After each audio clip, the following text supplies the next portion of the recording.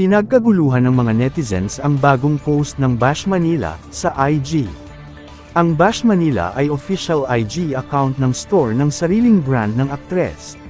Sa pinakabagong post nito, makikita si Bea sa promotional photo ng nasabing store. Kaagad na napansin ng mga netizens na suot ng aktres ang engagement ring na ibinigay noon ni Dominic Roque. Ayon sa mga netizens, tila totoo nga talaga ang kumakalat na balitang nagbalikan na ang dalawa. Marami ang natuwa sa post dahil maaaring matuloy din ang kanilang kasal sa hinaharap.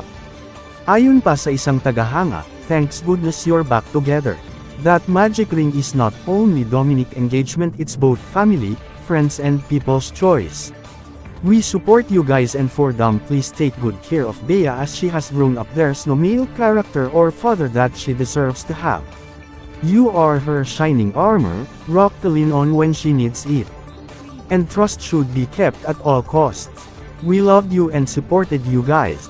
I hope you have a wonderful family together." Ayon pa sa isa, "Magkabalikan Bea Dom, nakita ko engagement Bea.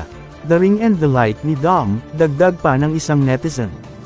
Kung matatandaan, sinabi na rin ni OG Diaz sa isang episode ng kanyang vlog sa YouTube na may isang source umano ang nakapagsabi sa kanya na madalas makita ang kotse ni Dominic sa labas ng bahay ng aktres.